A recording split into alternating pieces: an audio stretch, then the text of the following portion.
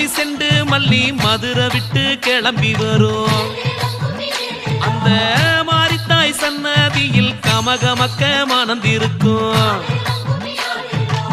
செப்பந்தி பூந்தோட்டம் தோரணமா தவங்கிடக்கும் நம்ம